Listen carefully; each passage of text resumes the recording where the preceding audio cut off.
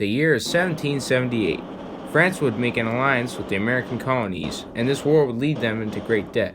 France hoped that by joining this war, they could weaken the great power of Britain while taking control of some territories.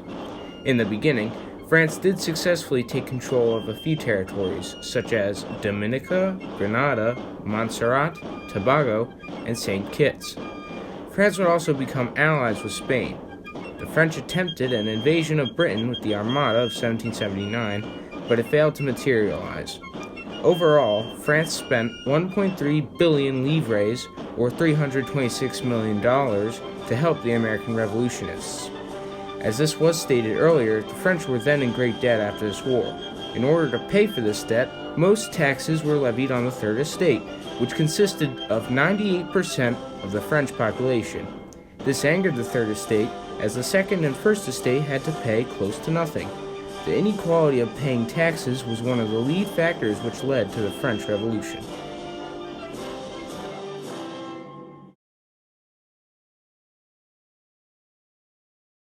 Due to the poor economy and terrible harvests of the recent years, and fueled by the complete disregard for the people of France by the king and queen, a mob of French women who were rioting over the price of bread decided to storm the palace of Versailles. The mob grew into a number by the thousands as they raided the city armory for weapons.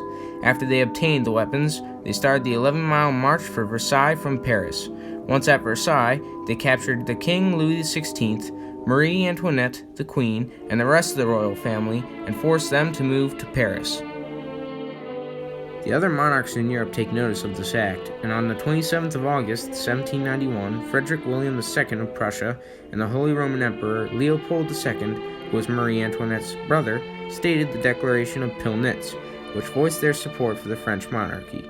But the French National Assembly interpreted it a different way, that Leopold would declare war.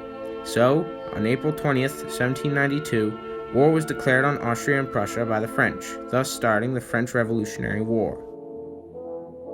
The war started off with an invasion of France by Prussia and Austria. While it was successfully coordinated, it was eventually pushed back at the Battle of Valmy, which took place on the 20th of September. This was the first major victory for the French and had a great effect on the morale of the revolution. After a few minor victories, though, the streak ended with a defeat at Neerwinden. In 1793, war was declared on Britain by France. This would create the First Coalition. A coalition is an alliance for a combined action, such as the combined action of all the allies to defeat France. The main countries that made up this coalition were Spain, which flipped sides in 1796, Holland, Austria, Prussia, and England. Having to fight multiple countries, France was forced to use a draft system. Combined with this, France was also dealing with many uprisings, one of these being in Toulon, a port city of southern France. Here, an artillery officer by the name of Napoleon Bonaparte successfully defeated the uprising with a well-planned assault to take the town back. This would be his first major victory in taste of battle, but on the front the French were unable to push back the foreign invaders until the end of the year. Then massive French armies finally turned back enemy invasions, and the new fierce policy of repression, known as the Reign of Terror, quelled the uprisings. The war would last a total of 9 more years, with France and Britain signing the Treaty of Amiens in 1802. This will be the only period of peace from 1793 all the way to 1814. During the French Revolutionary War, France saw a new general. His name was Napoleon Bonaparte. He successfully led France in the Battle of Mentenote, the Egyptian campaign, and many other battles and campaigns in the Second Coalition, which had a span from 1798 to 1802 and consisted of Britain, Austria, Russia, the Ottoman Empire, and other monarchies and countries. He was also very successful in the Italian campaign in 1800, when he won at the Battle of Marengo by a successful cavalry charge and destroyed most armies of France's old enemy, the Austrians. This victory helped Napoleon to solidify himself in the first consul. About a year ago, Napoleon overthrew the French Committee of Public Safety in an event known as the Coup of 18 Brumaire. He replaced the committee with the French consul, essentially eliminating the French revolutionary government. When Napoleon obtained the first consul, he made himself the head of the centralized government in France, while still not calling himself a ruler. But in 1804, 4 years later, Napoleon named himself emperor.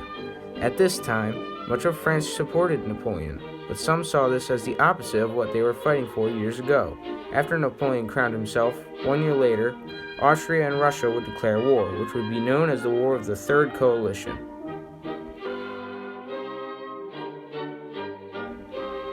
The Third Coalition consisted of the countries of Russia, Britain, the Holy Roman Empire, Sweden, Sicily, and Naples, who were opposing France, Spain, and other small client states to France. On land, France was very successful, such as in the Ulm campaign, where the Austrian army was forced to surrender from being completely surrounded and having little morale. The French were also victorious at the Battle of Austerlitz, one of Napoleon's greatest victories. Despite being outnumbered by 22,000 men, Napoleon pulled through and defeated the army of 90,000 Austrians and Russians combined. Unfortunately for the French, things were not so successful in the waters. This was proven by the Battle of Trafalgar, where the fleet, which consisted of 33 French and Spanish ships, was essentially destroyed by the 27 British ships.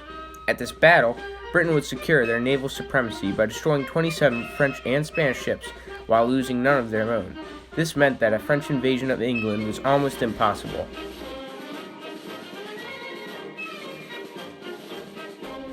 Although having successfully destroyed the French navy, the Third Coalition was defeated by Napoleon and his armies, and with the French Empire stretching more and more eastward, there seemed to be no end in sight.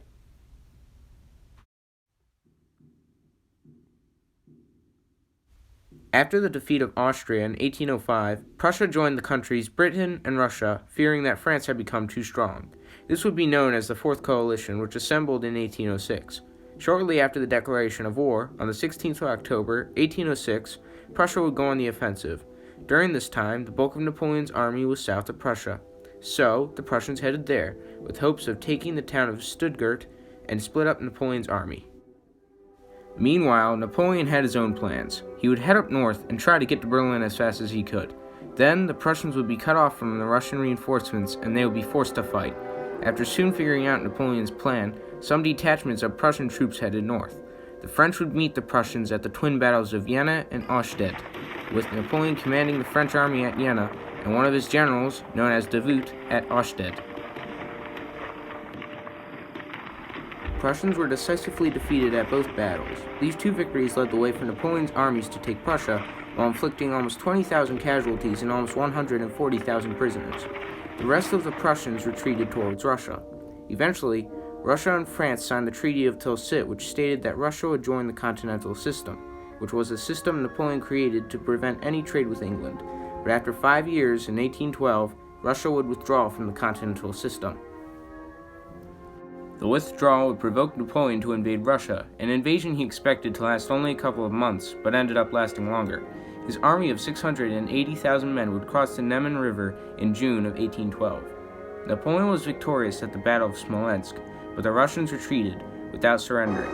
As they retreated, they used scorched earth tactics to deny French soldiers of food and supplies. Eventually, the French found the Russian army set up near the town of Borodino. This was the bloodiest one-day battle of the Napoleonic Wars up to this point, where almost 72,000 soldiers died. After defeating the Russians at Borodino, the French army moved to Moscow, only to find that it had been burned and abandoned. And in October, 1 month after his army advanced into Moscow, Napoleon was forced to retreat. Over the next few months, Napoleon's retreating army was rampant with men falling out of line due to the extreme cold. Napoleon's army would take major losses during this retreat and was forced to go on the defensive. For 2 years, Napoleon would be forced to go on a defensive campaign, being defeated at the Battle of Leipzig, where the combined forces of Austria, Russia, Prussia, and Sweden overwhelmed Napoleon's forces. 1 year later, Napoleon is pressured by his advisors and generals to abdicate the throne. His enemies would allow him to be the emperor of a tiny island called Elba. He was allowed to have a small force of soldiers and a few pieces of artillery. He was then expected to never be heard from again.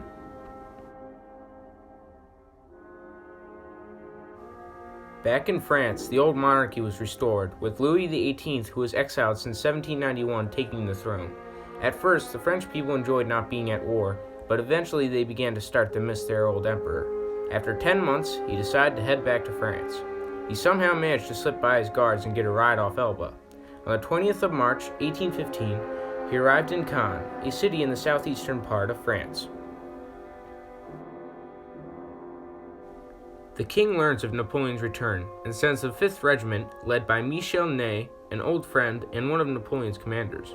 When Napoleon comes face to face with the troops of the 5th Regiment, he says, "If any one of you will shoot your emperor, here I am." But instead of shooting, the French soldiers of the 5th Regiment rushed towards their emperor in joy. The same would happen with the other soldiers. Napoleon's entry to Paris marked the beginning of the 100 Days. By this time, Napoleon's return had been known by the coalition, and they declared him an outlaw. After they had done this, they assembled their own armies to defeat Napoleon. Napoleon had to conscript as many troops as he could to help fight the armies of the coalition. After some time, Napoleon had been able to mass an army of 250,000 men, while the coalition massed an army of 850,000 men. Napoleon's strategy to defeat the enemy was to engage the smaller armies one by one. Then, after defeating one, he could move on to the next. With the Treaty of Alliance against Napoleon, all great European powers would deploy 150,000 troops to stop Napoleon. This was not possible for Britain, however, since it only had one force in Europe, which was led by the Duke of Wellington. Napoleon decides that now is the time with his army to attack. In June, he moves his army into Belgium, where the British army and the Prussian army led by Field Marshal Blucher are deployed. Napoleon defeated the Prussians at the Battle of Ligny, but they were unable to destroy the whole Prussian army. This forces Napoleon to send almost a third of his force, led by Marshal Grouchy, to chase after the Prussians and not let them regroup. But Grouchy was at a disadvantage, since he did not know exactly where the Prussians were. With the Prussians seemingly out of the way, Napoleon moves on to Arthur Wellesley, or the Duke of Wellington. Near the 17th of June, Wellington's forces, consisting of 68,000 men, arrive at their positions at Waterloo, with Napoleon's army of 76,000 men not far behind. On the right of Wellington's lines was the little house with the garden known as Hougoumont, and on the left was the hamlet of Papelotte. In the middle of the two was the farmhouse of La Haye Sainte, a crucial position for Wellington's forces. The rain on the night of the 17th made the quality of the ground poor, so that Napoleon was forced to wait for the ground to dry to commence his attack. The attack began at around 10 to 11 o'clock, with the attacks being concentrated at the house of Hougoumont. Although the French came again and again, the British held the position. Next, at approximately 12 o'clock, the French artillery would begin their bombardment. This bombardment was somewhat successful, with it inflicting many casualties. It is now 1 o'clock, and Napoleon spots the Prussians. They are about 5 to 6 miles away, which he determines to be about a 3-hour march. Napoleon sends for Grouchy, whom he sent to chase the Prussians, to come to the field and attack them. If the Prussians regrouped with Wellington, they would surely be outmatched. After the bombardment, Napoleon sent in his infantry. They did not rout the British, but they did push them back. In order to support the infantry, the Scottish cavalry advanced. This attack, however, was a disaster for the British. Then, a little before 4 o'clock, Marshal Ney thought that the British were retreating and ordered the French cavalry to advance. This would also be devastating for the French, as the British retreat into anti-cavalry squares. Then, another attack from the French infantry came. This attack was pummeled by the English artillery and was eventually forced to fall back. At approximately the same time, however, La Haye Sainte fell to the French. A little later, and the Prussians would arrive. Now is the time, thought Napoleon, to commit the Old Guard and finally defeat Wellington's forces. Napoleon, sure that Wellington was beaten, commits the Old Guard.